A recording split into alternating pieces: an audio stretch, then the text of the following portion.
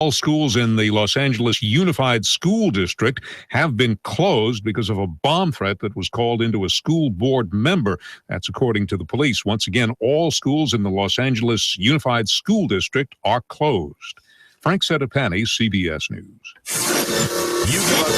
You give us 12 minutes and 40 seconds, we'll give you Chattanooga and the world. News Talk 1240. Live from Chattanooga, Tennessee, it's Nooganomics with David Tulis.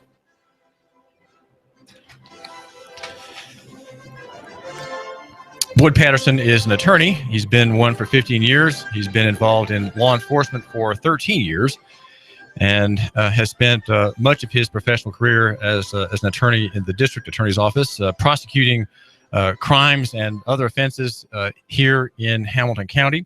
He's married. His wife, Nancy, and he have a son, Trey, and a girl, Samantha.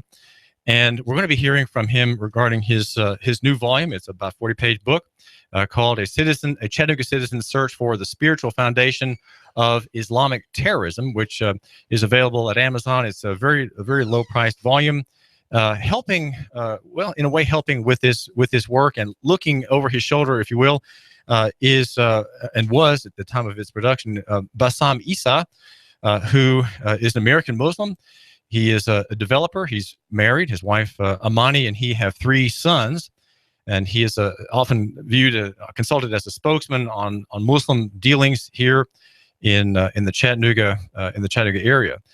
He spoke when Bill Warner was giving his lecture here in Hickson not too long ago, and was extensively quoted at the time of the killing of the 5 military men by Mohammed Abdulaziz, and his name is Bassam Issa. So we have both of these men here in the studio, and I would like to thank you, our listener, for giving us a few minutes of your time. And we want to hear a little bit about this book and what is in it. Our discussion, or their discussion, will be about these passages in the Quran which seem to impel ardent young Muslims to take up their Kalashnikovs, their rocket-propelled grenades, and their body bombs, and engage with the enemy for conquest. Are these men and women misled? Is there somehow that they have misread the Quran, or are they in fact being faithful? Are the gunmen at the Bataclan theater faithful Muslims, or are they heretically misreading the Quran? Boyd Patterson, tell my listener what the volume's about.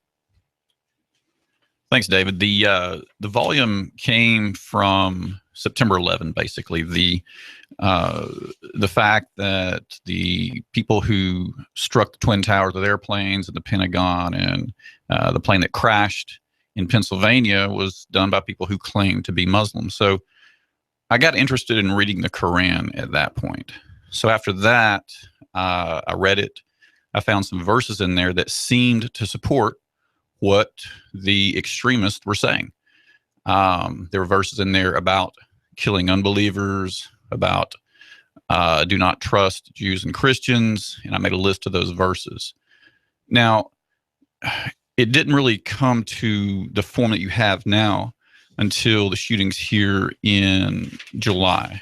At that point, that's when I thought it would be extremely important for non-Muslims to know what's in the Quran. I assume Muslims know what's in the Quran, but I thought it was important for non-Muslims to know what's in the Quran as well, but also to invite the Muslims who condemn terrorism to step forward and to provide a context to let us know just what you asked, David. I mean, is this something where the extremists are interpreting it incorrectly, or are there in fact 2 branches of Islam? And I can tell you from reading it, for every verse that talks about violence, there seemed to be 3 or 4 that talked about peace. However, they both were in there. So for this project, I wanted to reach out to Bassam Issa, who has been a well-known community leader here in Chattanooga that has spoke very well, very knowledgeably about the Quran. So when I was putting the book together,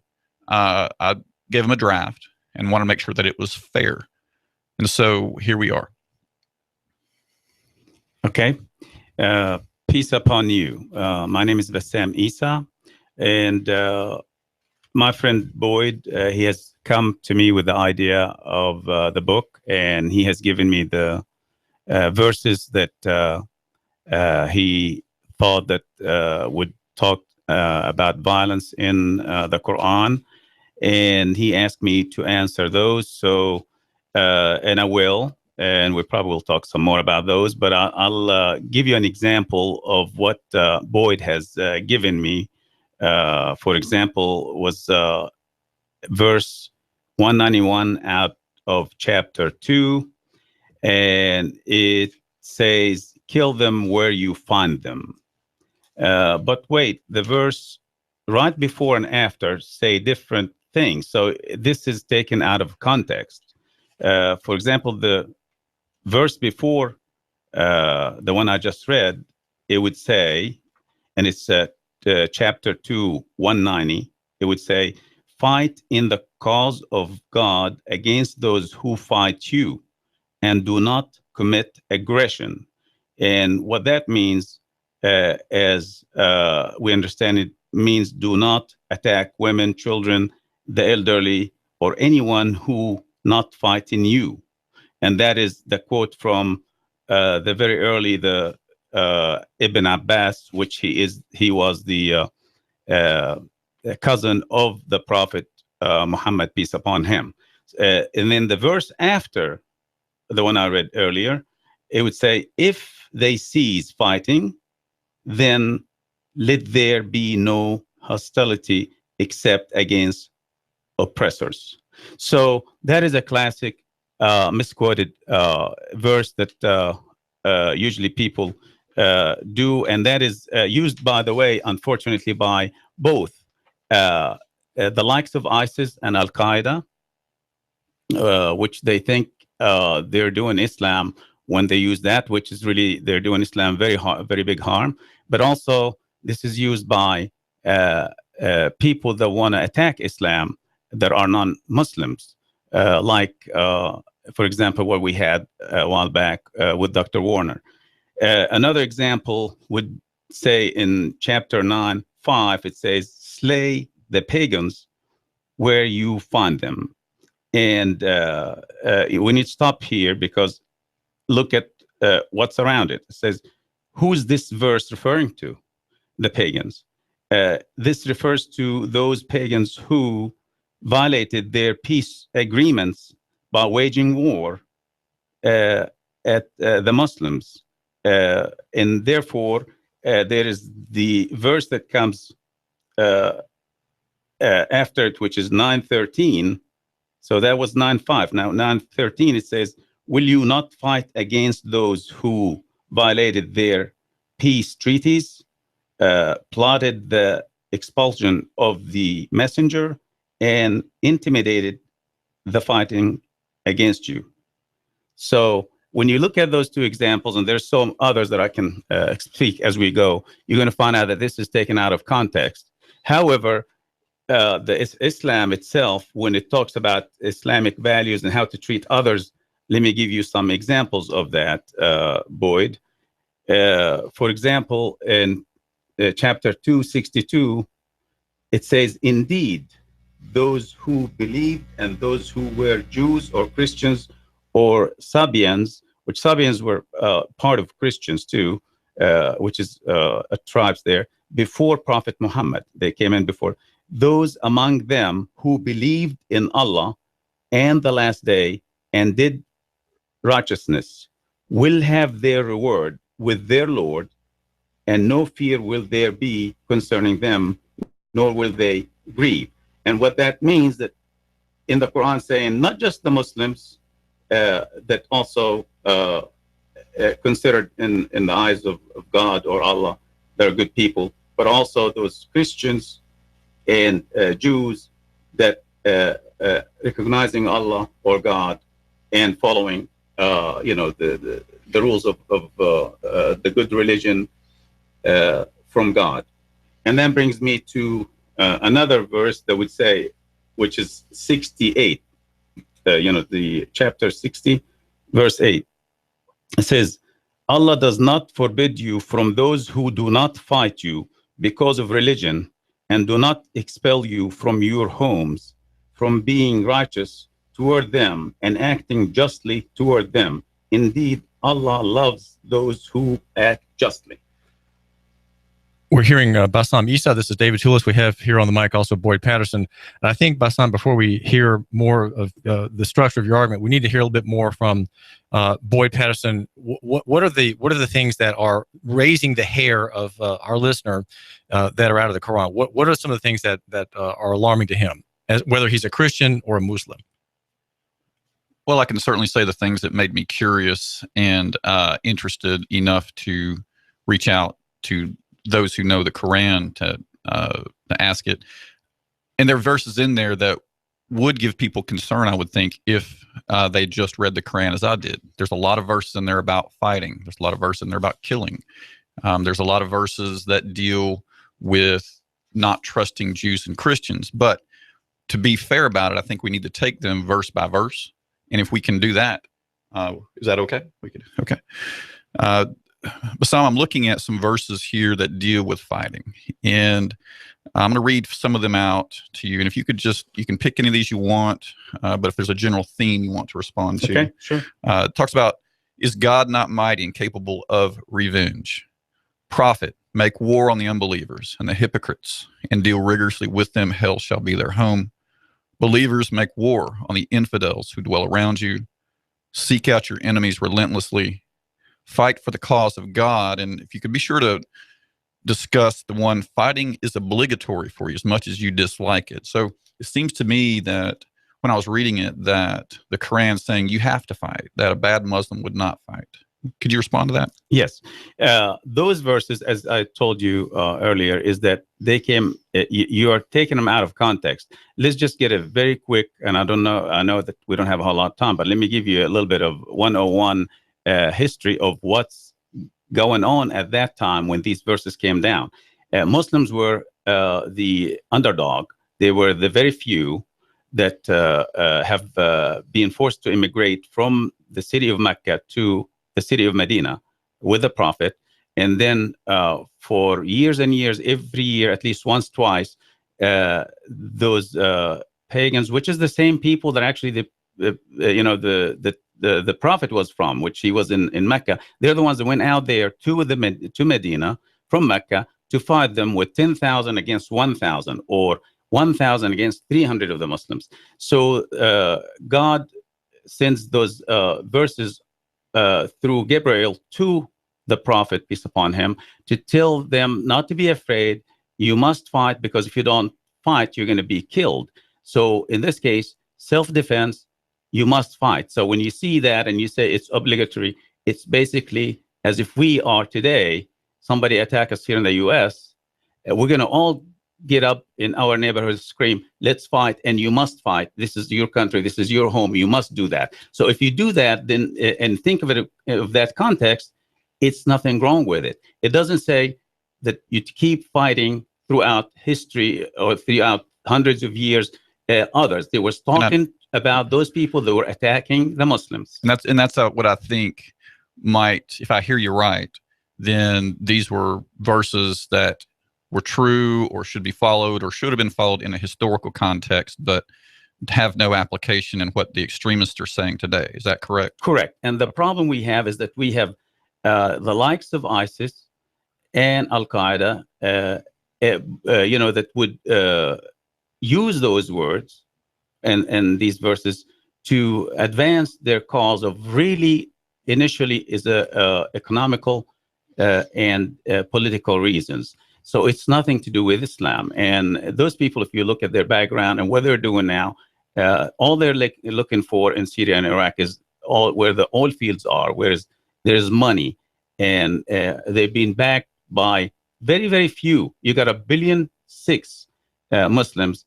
But when you count those people, they are not, they, as far as percentage, as far as it's different. But yeah, they do a big harm, but we also do bigger harm as we make them look bigger and scaring the whole world. Yes, they do kill, they do things like that, but we need to put things in context today too, because what's happening if we don't do that, ISIS and Al-Qaeda will win. we have to be brave. We have to make them not divide us as Americans, whether we're Muslims, Christians, or Jews. We need to work together, and that's what we've been screaming loud as American Muslims, that religion is not the reason they're fighting. It's other reasons. And as far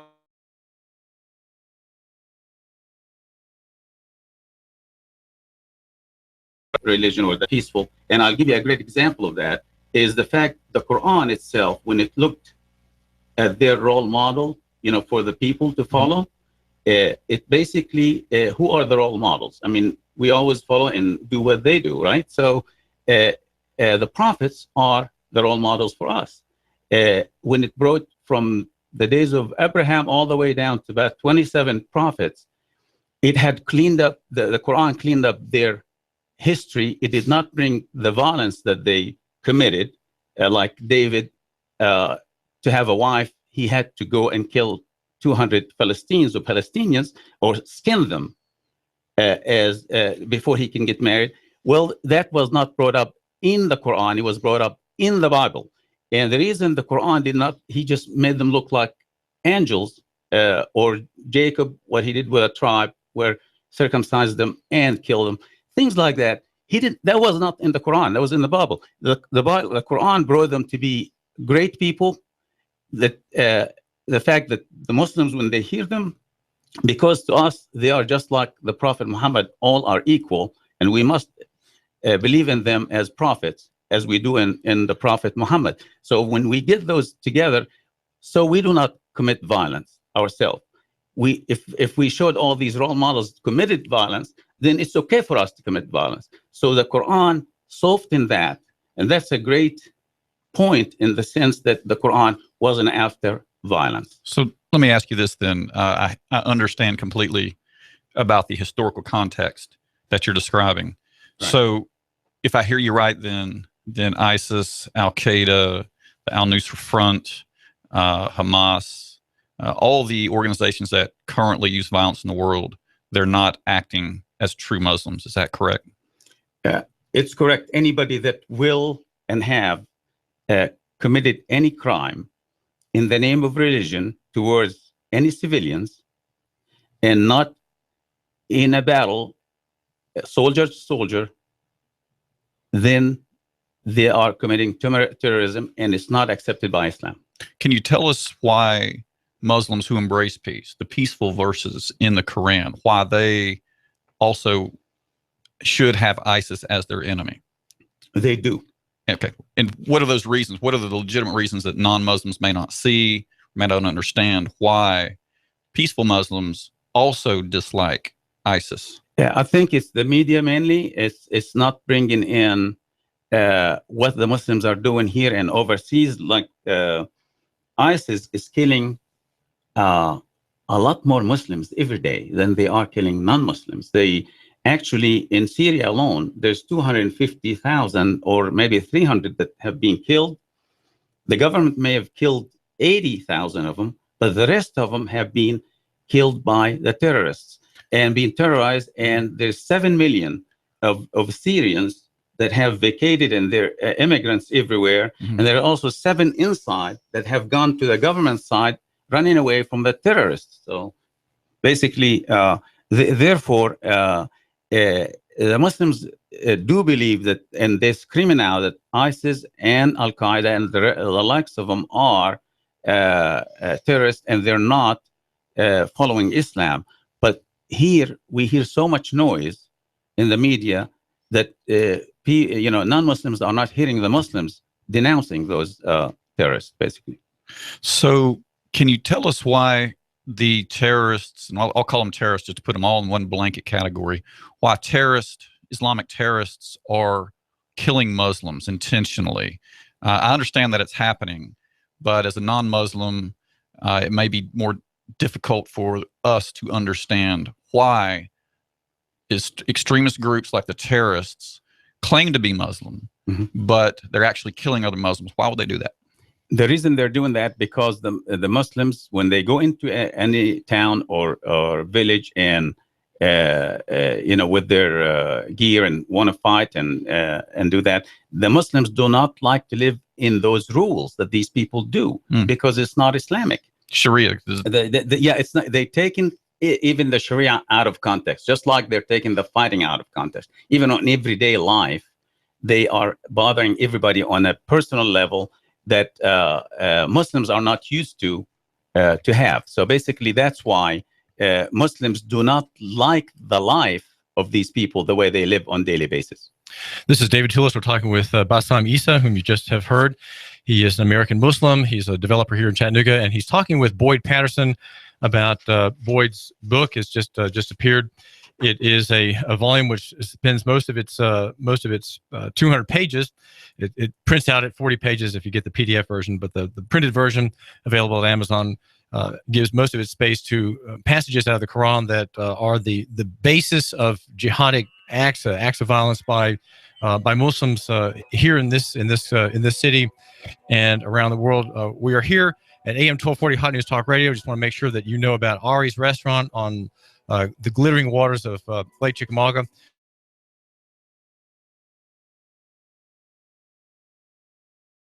It's under $20. There's a happy hour, a great restaurant. The number is 843-2800. That's 843-2800. It's on Hickson Pike. Just keep on driving up. It's near the marina.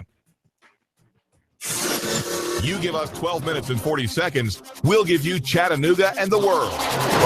News Talk 1240. After the school starts, got lots of sunshine and great looking weather for your Tuesday. Highs back into the mid, maybe upper 60s tonight.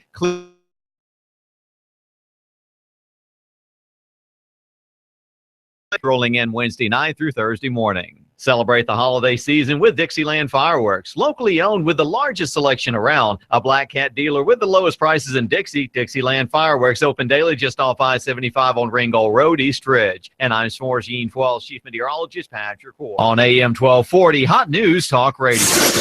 You give us 12 minutes and 40 seconds, we'll give you Chattanooga and the world. News Talk 1240.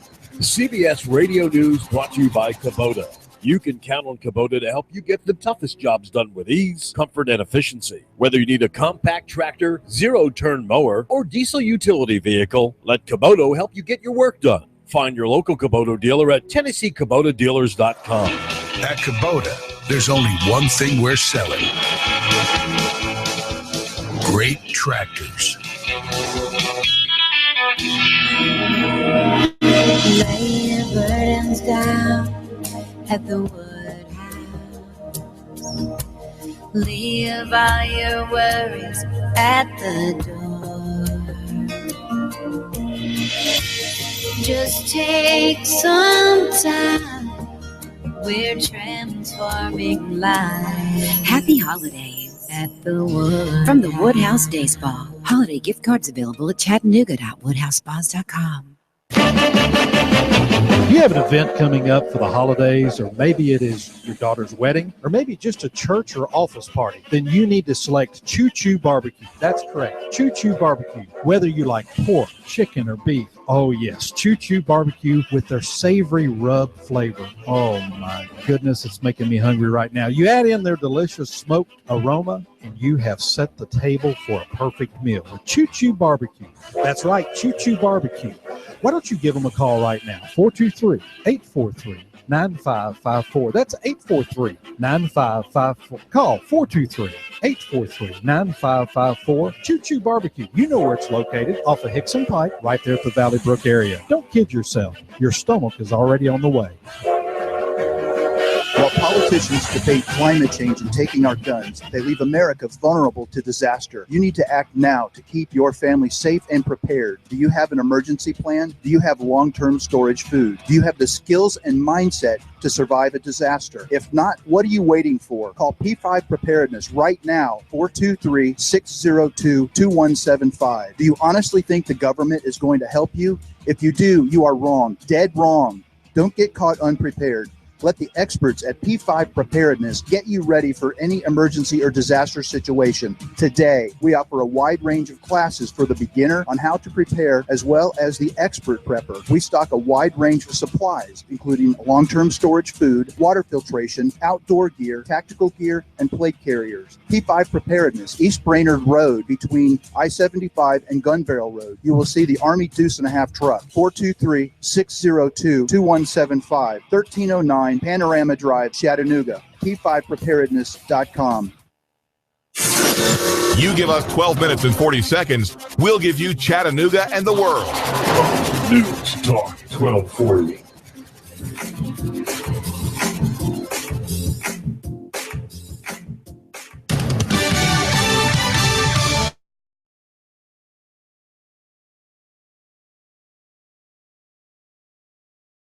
Debate of the year. No cramming session for the front runner. Donald Trump rallied with a few thousand ahead of taking his place center stage tonight. This is really beautiful, fantastic. What a crowd. What a crowd. Ted Cruz will stand next to Trump tonight as the Texas senator surges in Iowa. Fox Radio's Jared Halpern in Las Vegas. Democratic presidential candidate Hillary Clinton unveiling her plan to strengthen the nation's defenses against terrorism when she speaks in Minnesota. This as Saudi Arabia forms an Islamic counterterrorism coalition. The kingdom says 34 nations have agreed to form a new Islamic military alliance in order to fight terrorism in Iraq, Syria, Libya, Egypt, and Afghanistan, with a joint operations center based in Riyadh. Fox Radio's Jessica Gallagher. Fox News. You give us 12 minutes and 40 seconds, we'll give you Chattanooga and the world. News Talk 1240. Live from Chattanooga, Tennessee, it's Nooganomics with David Tulis.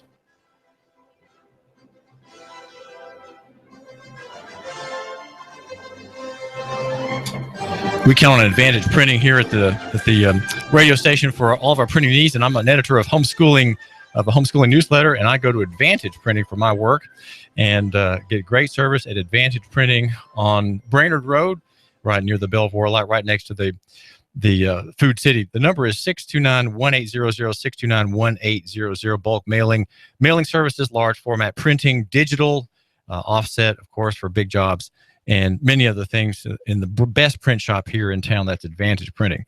The name is David Tulis. We're here at AM 1240 Hot News Talk Radio.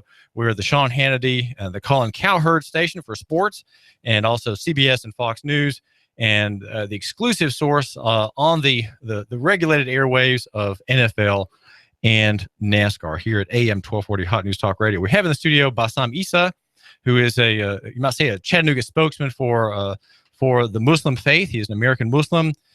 He's married with 3 sons, a developer. And here in Hickson, he's got a new outlet looking for another national tenant just opposite Northgate Mall. Also, we have with us Boyd Patterson, who is an attorney.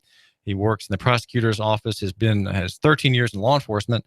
And, and I'm not sure I said that quite right, but he has spent a year and a half on the gang task force and is a prosecutor. And he's just come out with a volume. It's kind of got some large type in it. It's a couple hundred pages, and it is a listing of verses in the Quran that are about jihad. What in the Quran prompts people in the Middle East, and even folks such as Muhammad Abdulaziz here in Chattanooga, to go on a mass killing of infidels. And Boyd's effort has a couple of main points. He wants to raise awareness, generally speaking, about these verses in the Quran.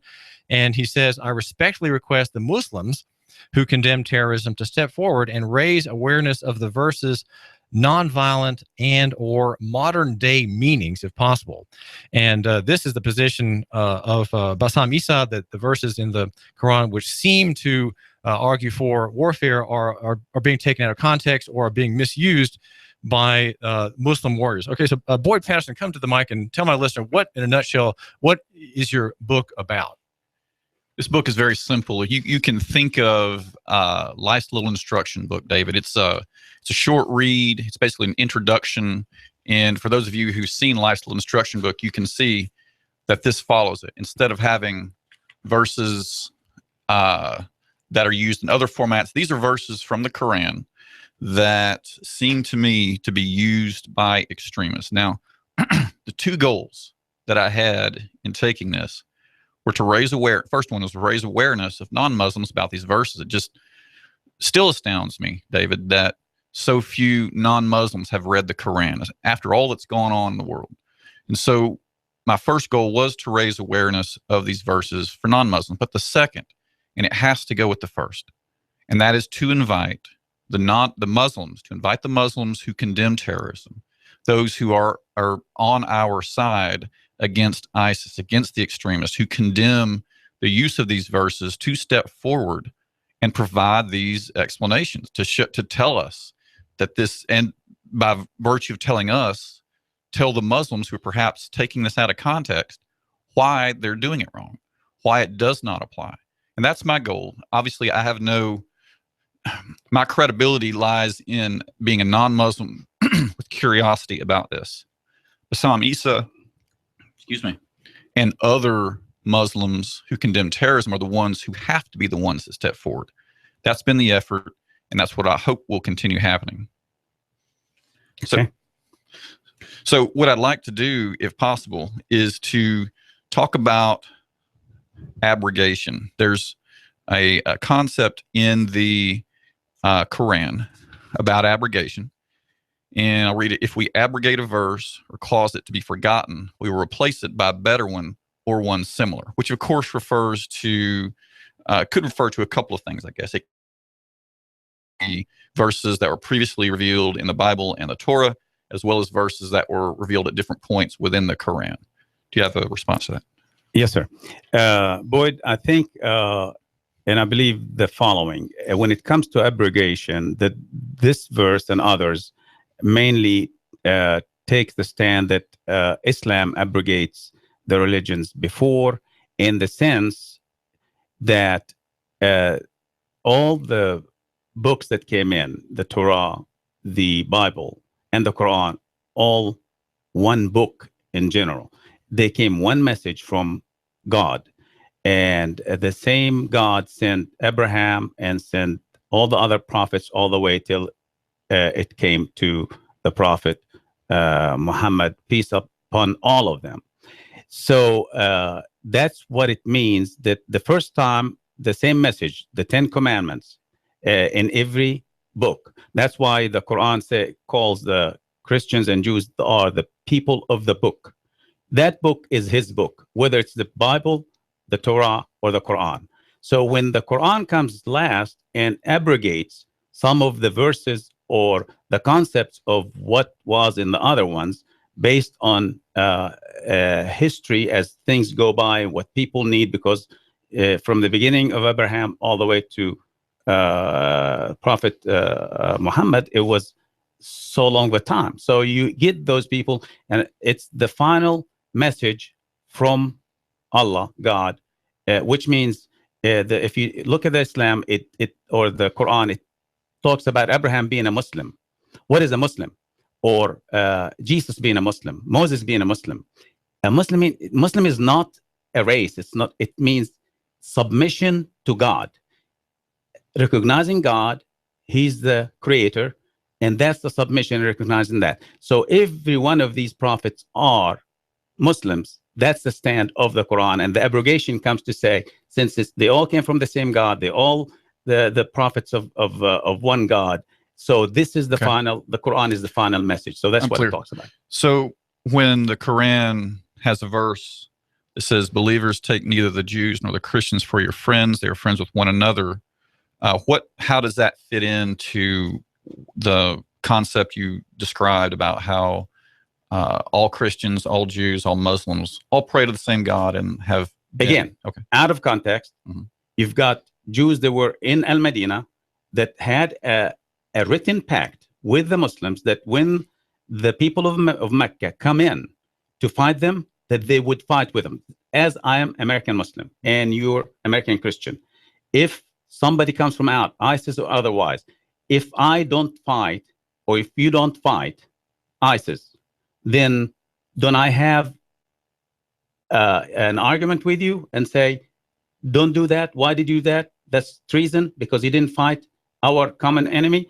That's what happened at the time, that only Muslims fought, and the others didn't fight, but also helped the people that came from Mecca to attack the people, the Muslim in Medina, help them in the fight against the Muslims.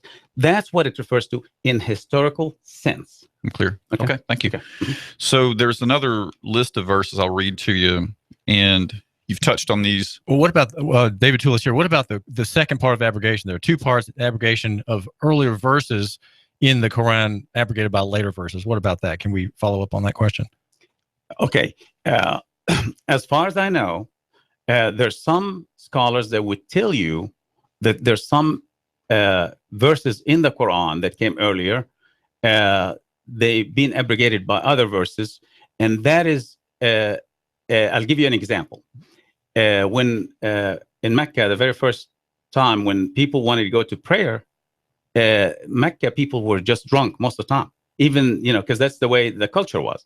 So they would come to prayer drinking, and they can't concentrate.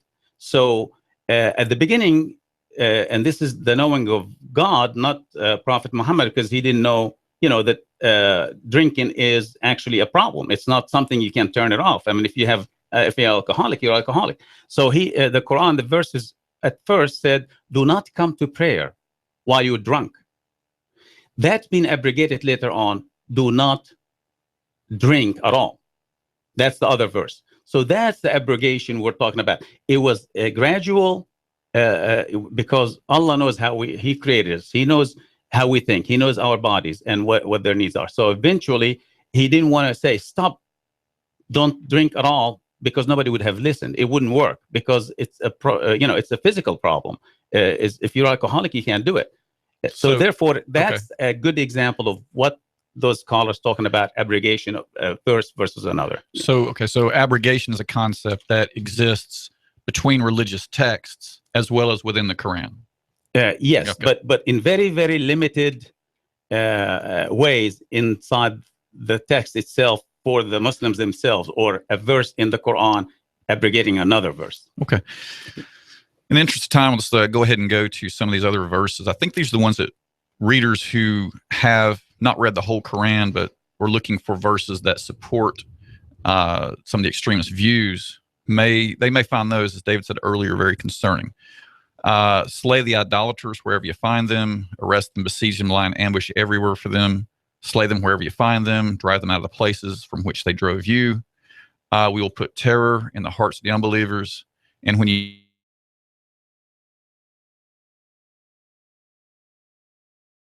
just said 9:5 and 2:191 is what I answered earlier on, and I brought you the verses after and before. Right. So one of the things I noticed when reading the Quran Psalm was the use of the word terror. And I understand this is an English translation, but it jumped out in a few places. And so contextually, could you explain why the word terror is in the Quran and how it's used instrumentally and how it's supposed to be used? Okay. Let's, in today's understanding, what is terror? Who is a terrorist? What is the meaning of a terror? Terror means you scare people off very badly, correct? Yes. And we're really, it's connotation, connotation towards civilians, even more so than soldiers, because the soldier is going to fight. But a terrorist, it means it's even though the world yet did not agree in the United Nations to define who a terrorist, which they should, because it should be, I think if we do, that's half the way, because once we do that, we would be able to go after terrorists even more. And not use politics in the middle. So therefore, in the Quran, when it says terror, it's not exactly, there is no, it says scare, scare those people that come in to fight you. That's what it means. It doesn't mean to be ISIS and be the terrorist and go fight somebody else. Okay. So when you look at it, see, the translation never brings you the actual meaning of the Quran. You almost have to know Arabic to actually know the real meaning, but it does. If somebody want to understand it and understand what, if you read enough, Boyd, eventually, and read it in context, then those words will not alarm you. Okay. Yeah. Again, these are verses that, while you're providing answers to, and there are lots of verses in the Koran that provide this context. The question is, are there two aspects of Islam? Are there, as was stated in one of our earlier discussions, is the violent version of Islam just as justified as the peaceful version? Again, I can tell you, and I can tell the listeners after reading the Quran, again, for every verse of violence, it seemed there were many more that espoused peace. But again, they're both there. So could you comment a little bit about how both the exhortations to violence as an overall theme are also in there, as well as the ones about peace?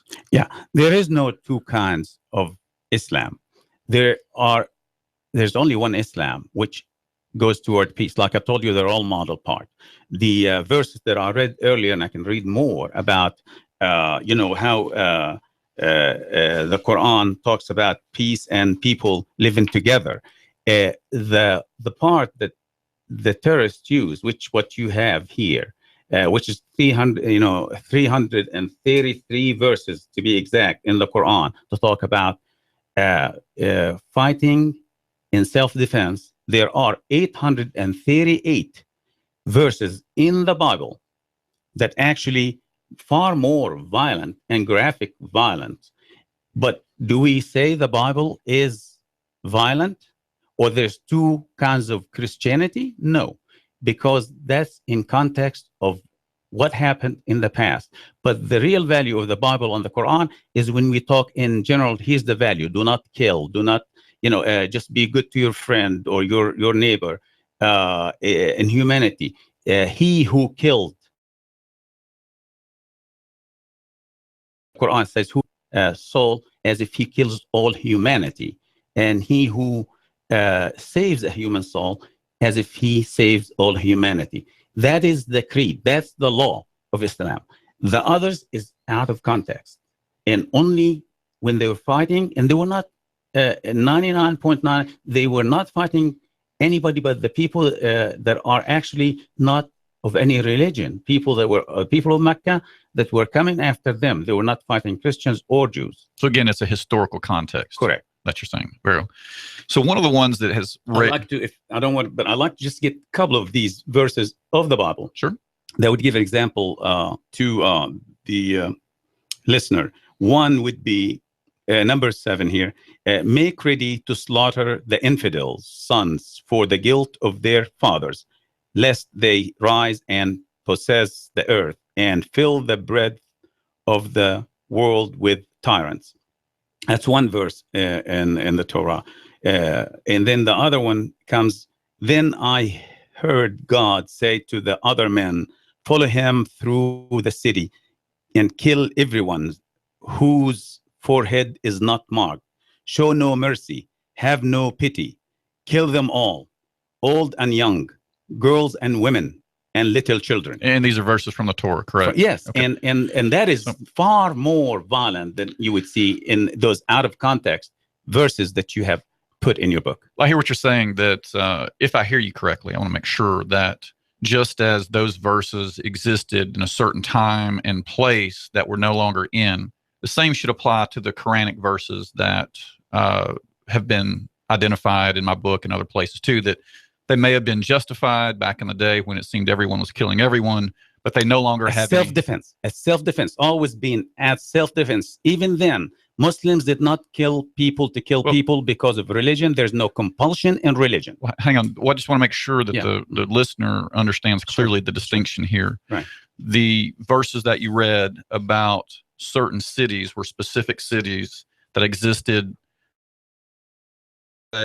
in the exhortation that's in the Bible to kill everyone may or may not have justification in, but certainly was in that context and has no application now. It does not. Right. It does and the not. Same thing applies to the Quranic verses that talk about slaying, killing, fighting. And I understand you said in self-defense, but the examples that were given. They do not apply today. Okay. Thank you. Do not apply today at all.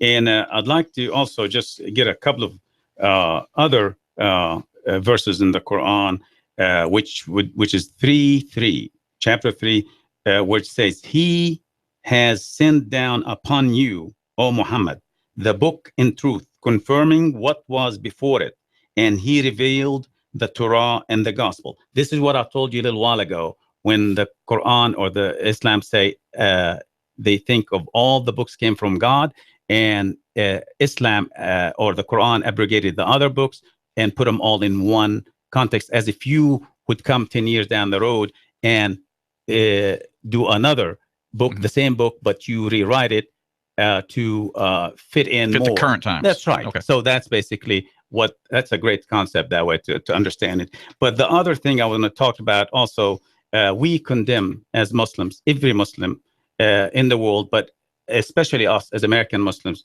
we're no different from any other American. So we condemn any violence against anybody, whether it's because of religion or otherwise, even domestic violence, husband against wife, or somebody against his friends or his workers. And I have here, and I think you guys look at this, and I do have, we have printed that, and this is accurate, and you can go and find it on the internet. It's about how many mass murders have happened this year in 2015 so far. And you will find out there is 353 mass murders that have been committed in the United States, and 3 of them only Muslims. The rest of them are non-Muslims. And I would say the fact that we are mostly a Christian nation here, that most of them will be by Christians. Does that mean that religion of the Bible or the Christianity is what caused that? Or because it's not just about somebody declaring, hey, I'm doing it because I'm a Muslim, but also Jesus said that if somebody hit you on one cheek, turn the other cheek. Well, apparently this is not part of this. Let's see if we can agree on this one thing for sure. And that is that killing in the name of religion. Or anything else. Well, self-defense, going to war. I'm willing to understand, the necessity for that. But killing in the name of religion is murder and wrong. Correct? Correct. Okay. Whether it's Christian, whether it's Muslim, whether it's an abortion clinic that gets shot up, whether it's the shooting that happened in San Bernardino. What about abortion? And abortion stand like Islam stands on abortion, that it's illegal, but he does not tell anybody to go harm somebody because they committed abortion. That's between God and that person. Well, we don't take things in our own hand. The Quran does not allow Muslims to take things into their own hand if somebody did something wrong or against their religion. Okay. Yeah. Right. So the Republican debates are tonight, Bassam, and one of the topics that's going to be addressed is Donald Trump's comment about banning all Muslims temporarily, permanently. What are your thoughts on that, and how do you think that might impact the struggle we're in against ISIS? Well, I think everybody weighed into what he has said before. And I was so happy when I was at the Bill Gillian, the district attorney, Go Anywhere party, that a lot of prominent people came to me. They made a point to come to me and tell me that they do not agree with Mr. Trump. I think it just makes America a different America. It's not the America we know. America is a country that big enough for everybody.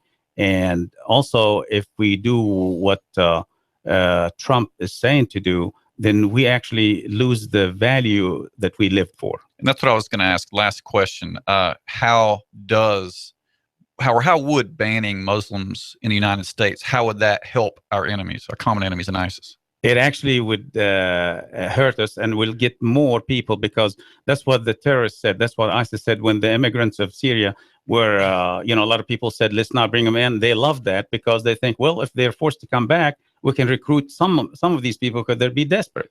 Boyd Patterson, thank you very much. Thank you. I'm here. What do you want me to? Thank you very much.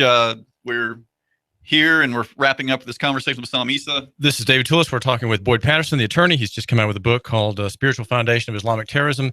And I want to thank you, and also you, Bassam Issa, for joining my listener and me here at AM 1240 Hot News Talk Radio. We're hearing your view about Islam being largely a Pacific system of thought and faith. It is, and he says that we've got one quick comment.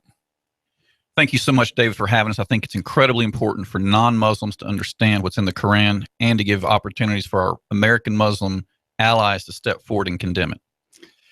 And Bassam, thank you very much. Thank you so much. Thank you for the opportunity, and I love this city. I've been here 42 years, so this is my city. And may you both prosper. We are hearing two men discussing Islam, the religious system. It is a political ideology in many ways. It is extraordinarily violent among practitioners through history. There's been a 1,400-year record in which 60 million Christians, 80 million Hindus, and 10 million Buddhists have been slain by the faithful. This is David Tulis.